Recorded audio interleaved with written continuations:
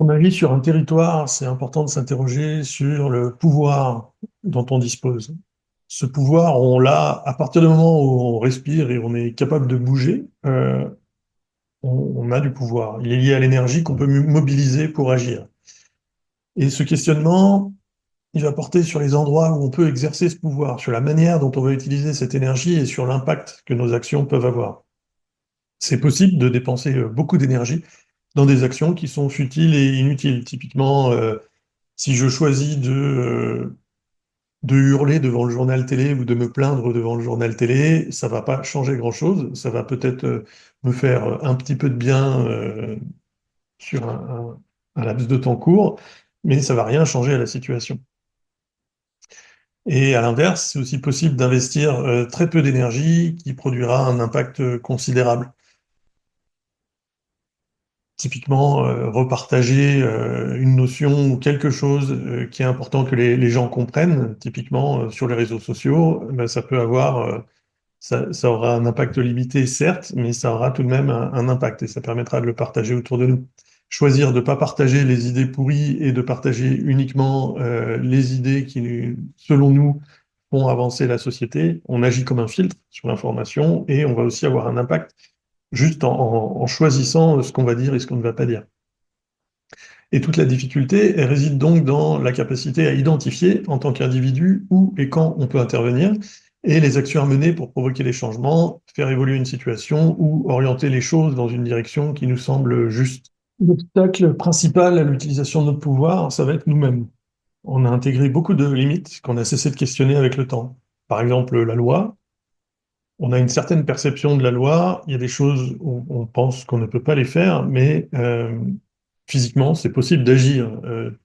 Voilà, un truc tout bête, c'est je peux choisir de ne pas mettre ma ceinture de sécurité. Quand je prends ma voiture, par contre, si je me fais arrêter par la police, je vais avoir des points en moins. Et c'est toujours possible d'agir en dehors du cadre légal, mais il y a toujours des conséquences derrière. Il y a aussi nos valeurs qui vont potentiellement nous poser des limites. Par exemple, si j'ai comme valeur la justice, il y a une action que je considère comme injuste, je vais peut-être m'empêcher de la faire. Donc il y a des actions qui vont être incompatibles avec ce qu'on croit ou ce qu'on défend. Il y a également tout un tas d'expériences passées qui peuvent nous avoir conduit à penser que certaines choses sont impossibles parce qu'on a échoué à les réaliser, on a manqué de ressources à un moment donné. Par exemple, si j'essaie d'ouvrir une porte à plusieurs reprises, que je reviens, je ne sais pas, tous les jours pendant une semaine et qu'à chaque fois que je viens, cette porte elle est verrouillée, au bout d'un moment je vais finir par abandonner et je vais me dire, bon, ok, cette porte elle est verrouillée, ça sert à rien que j'essaie de passer par là. Et si un jour quelqu'un déverrouille la porte et que j'ai arrêté d'essayer de l'ouvrir, je le saurai jamais. Et donc ça, c'est une limite que j'aurais intériorisée. Pour moi, dans ma tête, la porte sera toujours fermée. Tandis que dans la réalité, peut-être que quelque chose va changer et qu'un jour, elle sera ouverte. Donc ça, c'est ce qu'on appelle l'impuissance acquise. On s'installe dans des limites qu'on ne remet plus en question, même s'ils n'existent plus. On a des préjugés sur la manière dont les choses fonctionnent. Par exemple, on peut aussi croire qu'un objet n'a qu'une seule utilité, alors qu'il pourrait en avoir plusieurs. Peut-être que j'utilise mon marteau sans arrêt pour planter des clous et que je pourrais parfaitement l'utiliser pour, je sais pas, caler une table ou pour décapsuler une bouteille. Et en refusant de tester des nouvelles choses ou de revisiter d'anciennes options, on se prive d'une partie de notre pouvoir. On s'empêche nous-mêmes d'explorer des différentes zones. Il y a Bonita Roy qui exprime aussi pas mal cette idée de pouvoir total ou de pouvoir absolu. Elle explique que notre pouvoir absolu, il correspond à nos ressources et nos compétences divisées par nos besoins et nos envies.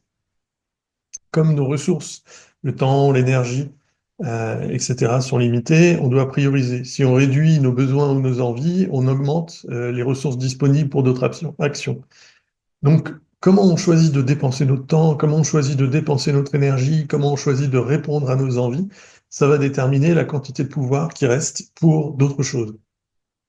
Et donc, ça réside aussi dans notre capacité à prioriser. Ça revient à décider si on veut ou non reconsidérer ce qu'on croit savoir, dépasser les conditionnements sociaux, ignorer les jugements extérieurs. Et si on choisit d'agir comme ça, on élargit notre champ d'action et on récupère une part de notre pouvoir. Et parfois, c'est important aussi d'attendre avant d'agir. Donc pour trouver la justesse d'action et utiliser notre pouvoir de manière optimale, souvent il vaut mieux ralentir. Ça peut sembler un peu contre-intuitif, mais quand on ralentit, en fait, c'est comme quand on diminue par exemple la vitesse en ski nautique. À ce moment-là, on va descendre plus profondément dans l'eau. Et en fait, quand on ralentit, on descend plus profondément et on va accéder à une réflexion qui est plus ancrée, plus précise, qui va permettre de faire le point. Euh, Comme le dit Laurent Provenat, quand on a la tête dans le guidon, on ne peut pas être intelligent.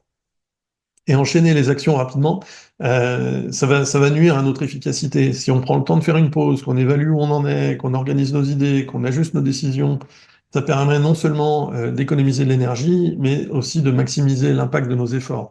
Donc s'arrêter pour observer, réfléchir, attendre le bon moment, ça peut aussi être une stratégie plus judicieuse que de se précipiter.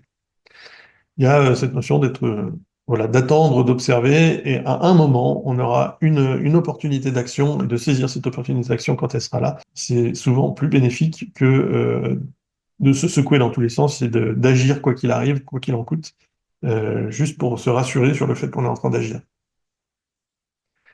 Et dans un contexte collectif, le fait d'organiser des moments de réflexion un peu plus approfondis sur une problématique commune, sur différentes choses, pour co-construire des solutions, ça peut aider à clarifier les enjeux, ça peut aider à créer une- ouvrir le champ des possibles, en fait, sur les possibilités d'action pour le groupe. Et donc, une fois qu'on a fait ça, non seulement il y a chaque membre qui va repartir renforcé en tant qu'individu, mais les conclusions du travail qu'on aura fait dans ce collectif, elles pourront aussi servir à d'autres collectifs qui sont confrontés à des défis similaires. Donc le fait de ralentir, d'aller en profondeur sur un sujet, d'explorer vraiment, de faire un panorama de tout ce qui est possible, et d'en ressortir avec quelque chose qui nous semble juste, bah, cette action juste, on peut la partager à d'autres.